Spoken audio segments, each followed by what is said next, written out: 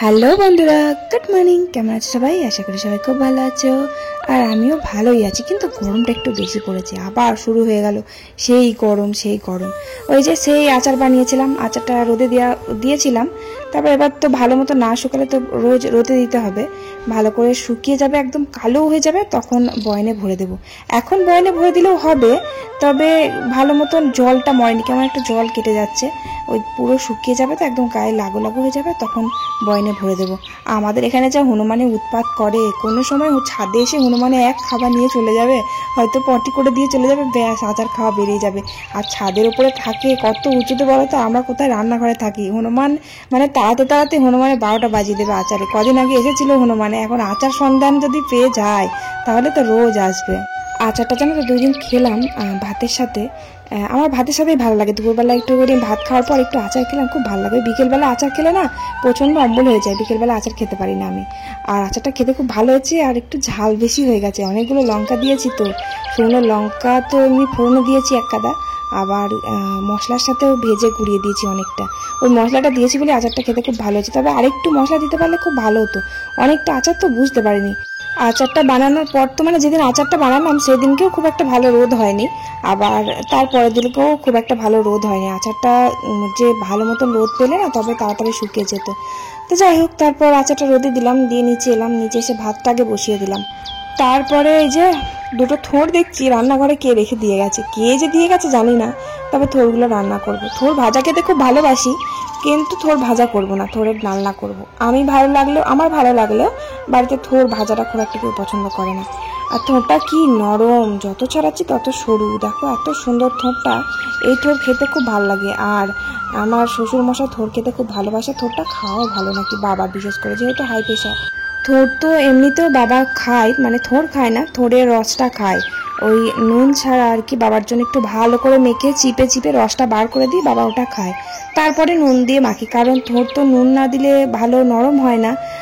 থোড় এই যে একটা করে কাটতে, থোড় কাটতে কিন্তু খুব সময় লাগে।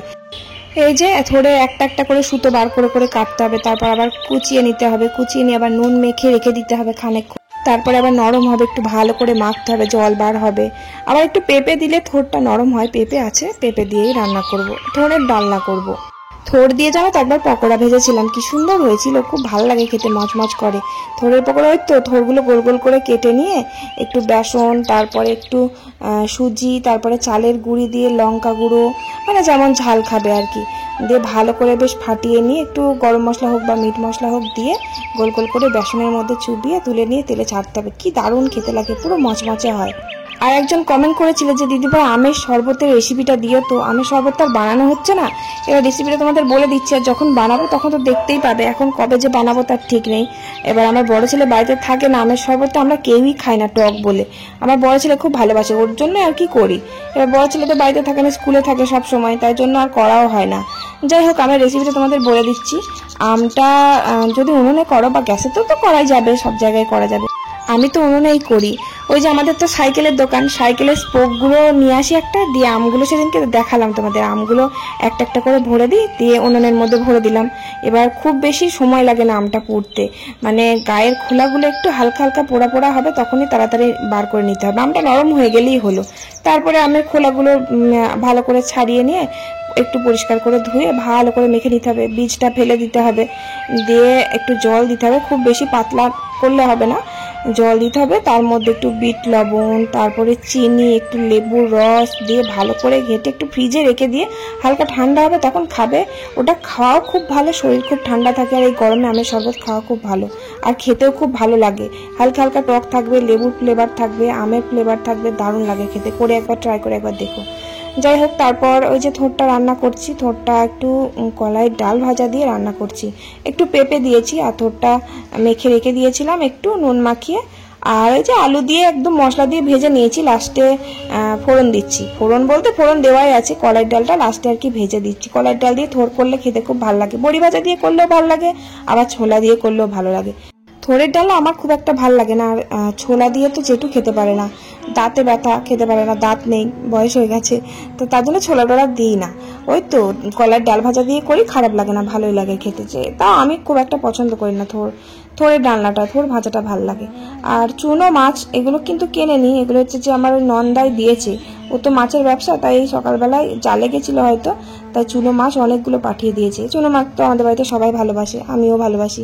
তা পুঁটি মাছ কয়েকটা আলাদা ছিল, সেগুলো বাবা বললো আমাকে আলাদা ভেজে দিও, আমি পুঁটি মাছগুলো ভাজা খাবো। বাবা পুঁটি মাছ ভাজা খেতে খুব ভালোবাসে। আর মৌরলা, তারপর নানা রকমের 5 মিশালি মাছ আছে ওর ভেতরে। শুধু মৌরলা মাছের থেকে 5 মিশালি মাছ ছোট ছোট আরো বেশি খেতে ভালো হয়। তো মাছগুলো ভেজে নিলাম, মাছটা ঝাল করব, শুধু ঝাল চচ্চড়ি করব। আর ওই বাবার জন্য ওই পুঁটি মাছগুলো ভাজায় রেখে দিলাম। বাবা ঝালটাও ভালোবাসে, কিন্তু বাবা ভাজাটা আবার বেশি ভালোবাসে। আমার গুবলু সোনার জন্য ছোট ছোট কয়েকটা মাছ রেখে দিয়েছি, ও খুব ভালোবাসে। ওই তো থোড়ের ডালনা করলাম, আর মাছটা একদম পেঁয়াজ দিয়ে সর্ষে বাটা দিয়ে ঝাল করলাম। আর মাংস রান্না করব একটু। আর অনেকে কমেন্ট করে তোমরা সর্ষে বাটা খাও, সর্ষে বাটায় কিন্তু অম্বল হয়। হ্যাঁ, সর্ষে বাটা কিন্তু অম্বল হয় জানি, তবে শাক চচ্চড়ির মধ্যে, তারপরে এই ছোট ছোট চুনো মাছগুলোর মধ্যে সর্ষে বাটা না দিলে কি দেবো বলো তো? অন্য কিছু মানে আদা জিরে বাটাও দিই, খুব সামান্য আদা দিই, শুধু সর্ষে দিয়ে করি না। তবে শাক চচ্চড়িগুলো সর্ষে বাটা না দিলে ভাল লাগে না। ও শাকের মধ্যে আমরা একদমই আদা বাটা খাই না, অনেকে খায় শাক চচ্চড়ির মধ্যে আদা বাটা, আমি দিই না, আমি শুধু সর্ষে আর লঙ্কা বাটা দিই। আর এই যে গরম পড়ে গেছে আর কারেন্ট চলে যাওয়া শুরু হয়ে গেছে। সকালবেলা 1 ঘন্টা করে কারেন্ট যাচ্ছে, আর রাত্রিবেলা 1 ঘন্টা করে কারেন্ট যাচ্ছে। কি জ্বালা! কালকে তো কারেন্ট চলে গেছিল, 1 ঘন্টার পরও কারেন্ট এসছে, মানে 1 ঘন্টার বেশি। কি বলবো, সেই 8টার সময় কারেন্ট গেছে, 9:30টার পর কারেন্ট আসলো। ওরে বাবরে, গরমে আর থাকতে পারি না ছেলে নিয়ে, কি ঘামছে। তারপরে আবার ছাদে যাচ্ছি, ছাদেতেও 1 ফোঁটা হাওয়া নেই, কি করে থাকবে গরম। আর দেখো মাংস রান্না করব, কতটা মশলা বলো তো। ভাবলাম কারেন্ট থাকবে, ফটাফট মশলাটা বেটে নেবো। বাবা, কারেন্ট নেই, কখন কারেন্ট গেছে সেই সকালবেলা, কারেন্টই আসছে না। দিয়েছে শিলের মধ্যে, কি করবো, লঙ্কাটা বাঁধলাম না, হাতে ব্যথা করছে, হাতে ব্যথা না, লঙ্কা বাঁধলে আমার খুব হাত জ্বলে, তাই জন্য লঙ্কাটা চিড়ে দিয়েছি মাংসের মধ্যে। আর রসুনটা বাটলাম, আর আদাটা বাটলাম, আর জিরে তো গুঁড়ো।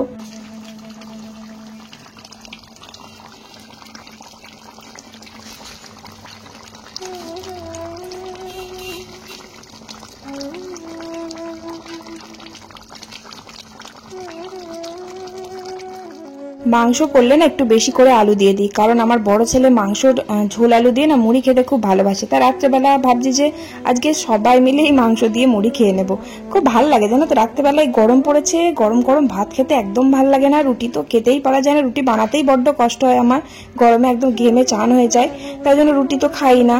আর পান্তা ভাত হলে, মানে জল দেওয়া ভাত হলে পারে সবাই খায়, কিন্তু ঠান্ডা লেগে যাবে তো, তাই জন্য পান্তা ভাত খুব একটা খাওয়া হয় না। আমি একদিন মাঝে সাঝে থেকে গেলে খাই। আর আজকে ভাবছি যে মুড়ি দিয়ে মাংস দিয়ে খাবো, মাংসের ঝোল আলু দিয়ে মুড়ি খেতে বেশ ভালো লাগে।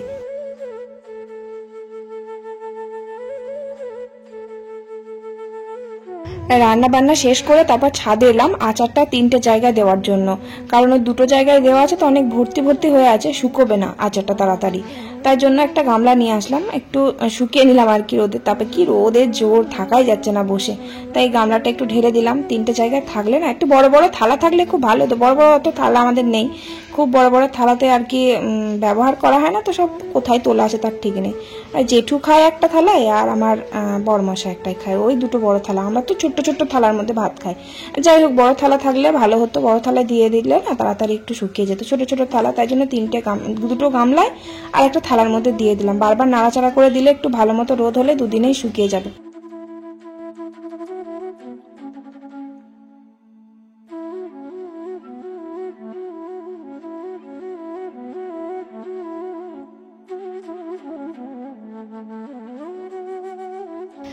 ব্যাস, তারপর চান করলাম, চান টান করে এই যে খেতে বসেছি। আর আজকে এত গরম লাগছে না, থাকা যাচ্ছে না। আমরা যে বারান্দায় বসে ভাত খাই, সামনের বারান্দায়, ওই বারান্দায় বসে খেতে পারলাম না, প্রচণ্ড গরম লাগছে। বড় স্ট্যান্ড পাখাটা এখন ব্যবহার করতে হচ্ছে, এখনই এত গরম পড়ে যাচ্ছে। বেশ কদিন বৃষ্টি হয়ে বেশ ঠান্ডা ঠান্ডা ওয়েদার ছিল, আবার সেই গরম পড়ে যাচ্ছে। যাই হোক, গরমে বসে বসে 2-4টে ভাত খেলাম, খেয়ে নিয়ে তারপরে এই যে বড় ছেলেকে পড়াতে বসেছি বলতে, ও এখন কোশ্চেনগুলো আমাকে বলছে তুমি ধরো, কম্পিউটারের কোশ্চেন। ও বললো তুমি আমাকে ধরো, আমি অ্যান্সারগুলো বলছি। এবার ওকে বাড়ি থাকলে, ও যখন বাড়ি থাকতো তখন তো ওর ম্যাম এসে বাড়িতে পড়িয়ে যেত, এখন তো ওর ম্যাম চেঞ্জ হয়ে গেছে, এখন ও বাড়িতে পড়ে না, বাইরে পড়তে যায়, 3 জায়গায় পড়তে যায়, বাড়িতে তো সময়ই পায় না, পড়ার সময়ই পায় না একদম। যেটুকু সময় বাড়িতে থাকে পড়েই না, কম্পিউটারে নিয়ে গেম খেলে বসে বসে। যাই হোক, ও বললো যে মা ধরো তো কোশ্চেনগুলো দেখি। কম্পিউটার স্যার একটু বকা দিয়েছে যে পড়া পারেনি, তাই জন্য কম্পিউটারগুলো একটু কোশ্চেনগুলো ধরে দিচ্ছিলাম। আর অনেক বেলায় চান করলাম তো চুলগুলো খুব ভিজে, তাই যে চুলগুলো আর কি শুকিয়ে নিচ্ছি। আর বড় ছেলেকে যে কোশ্চেনগুলো ধরছি। বড় ছেলে ছোটোর থেকেই আমার কাছেই পড়তো, তারপরে তো ওর পিসি ছিল, পিসি তো এমনিতে টিউশন পড়াতো বাড়িতে, ওর পিসির কাছে একটু দেখিয়ে নিতাম, আমার কোনো প্রবলেম হতো না, আমিই পড়াতাম ওকে। বরঞ্চ ওকে পড়িয়ে আমি অনেক কিছু শিখেছি। পড়লে যেমন অভিজ্ঞতা বাড়ে, তেমনি পড়ালেও অভিজ্ঞতা বাড়ে, সেরকমই তাই। এবার আমি তো আর ইংলিশ মিডিয়ামে কখনো পড়িনি, আমার বড় ছেলের কাছ থেকে মানে বড় ছেলেকে পড়িয়ে তারপরে ননদের কাছ থেকে একটু অসুবিধা হলে বুঝে আসতাম, অনেক কিছু শিখেছি ওকে পড়াতে গিয়ে। তারপর এখন তো আর হয় না, এখন তো থাকে না। তো যাই হোক, তারপর ছাদে যে আচারটা তুলে নিয়ে আসলাম, দিয়ে নিয়ে এসে এই যে জামা কাপড়ে আলনাটা গুছিয়ে নিচ্ছি।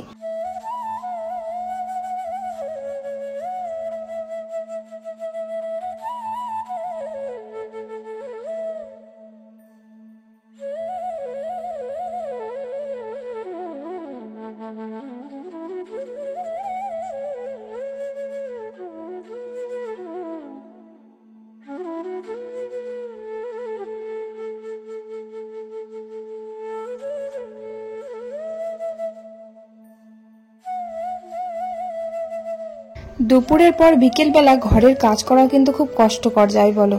কি গরম লাগে, পুরো ছাদের তাপগুলো নিচে নামে, এত গরম পড়েছে না, এখনই থাকাই যাচ্ছে না। ঘরগুলো যখন ঝাড় দিচ্ছি আমার কি কষ্ট যে হচ্ছে। আর ঘরে আমি ওই যে আলনা যে ঘরে আছে, জামা কাপড় কম্পিউটার যে ঘরে আছে, ওই ঘরে যে কি গরম, বাপ রে বাপ। ওই ঘর আর এই যে সামনের এই ঘরটা, এই দুটো ঘর যে এত গরম, কোনোভাবেই কোনো দিক দিয়ে হাওয়া যায় না, এই ঘরের ভেতরে থাকা যায় না। আমরা যে ঘরটায় থাকি সে ঘরটা একটু ঠান্ডা তাও আছে, সামনে গাছপালা আছে, বড় একটা জানলা আছে, তাই ঠান্ডাটা আছে। তারপর ওই যে আলনাটা গুছিয়ে নিলাম, দিয়ে ঘর দোরগুলো ঝাড় দিলাম, দিয়ে গুবলু সোনাকে খাইয়ে মায়ের কাছে নিচে দিয়ে আসলাম। তারপরে যে সন্ধে হয়ে গেছে, এখন সন্ধে দিয়ে দিচ্ছি। আর এখন তোমাদের বললাম না, গুবলু সোনাকে খুব একটা বেশি দেখাবো না, কারণ চ্যানেলের প্রবলেম হচ্ছে। বারবার যদি এরকম ভিডিও ডিলিট করে দেয় না, তাহলে কিন্তু ভবিষ্যতে আমার চ্যানেলের ক্ষতি হতে পারে। তাই জন্য আমি ভেবেই নিয়েছি গুবলু সোনাকে দেখালেও খুবই কম দেখাবো, মানে সারা দিনে ধরো একবার দেখতে পেলে এরকম দেখাবো। তারপর এই যে গুবলু সোনার জন্য প্রেসার কুকারে একটু ভাত বসিয়ে দিচ্ছি, রাত্রের খাবার, রাতের জন্য। আর আমাদের তো বললাম ভাত খাবো না, মুড়ি খেয়ে নেব, মা, আমি, আমার বরমশাই, সবাই আর কি, জেঠু বাদ দিয়ে। জেঠুর কয়েকটা ভাত আছে, জেঠু মুড়ি টুড়ি খেতে পারে না। জেঠু তো এমনি তো জল দেওয়া ভাতও খায়, আবার গরম ভাত দিলে গরমও খায়। এবার গরম পড়েছে তো, এবার জল দেওয়া ভাত দিলে খেয়ে নেবে। ওই মাংসর তরকারি অনেকটা আছে, 1 কেজি মতন মাংস নিয়েছিলাম রাত্রেবেলা যাতে হয়ে যায়। ওই রাত্রেবেলা আর ভালো লাগে না, গরম লাগে, রান্না করতে ইচ্ছা করে না। আবার শীতকালে ওদিকে শীত করে, রান্না করতে ইচ্ছা করে না। শীতকালে গ্যাসে মা রান্না করে না, এমনি তো রাত্রের রান্নাটা কিন্তু মাই করে, আমি খুব একটা করি না বললেই চলে। যদি রুটি হয় তাহলে করি, রুটি মাংস বা অন্য কিছু হলো সেটা আমি করি। তারপর গুবলু সোনার ভাতটা গ্যাসে বসিয়ে দিয়ে এসে ছাদে এলাম। নিচে একদম থাকাই যাচ্ছে না, এত গরম লাগছে। ছাদে তাও একটু হাওয়া থাকে সন্ধ্যের দিকটাতে। কি আর করবো, যে আমার বরমশাই মাদুর পেতে শুয়ে আছে, আমি বসে বসে এখন কোটকাম করছি, যে নেল পালিশ পরছি বসে বসে। এই নেল পালিশ পরাই হয় না খুব একটা, এবার পুজোর সময় শুধু নখগুলো ভেঙে যায়, তার এখনো টিকে আছে। পুজোর সময় আসুক, তখন সব একটা একটা করে পটপট করে ভেঙে যাবে। সবাই আমাকে বলে জানো তো, যে তুমি হাঁড়ি কড়াই মাজো, জামা কাপড় কাচো, তাহলে তোমার নখগুলো কি করে টিকে থাকে বলো তো।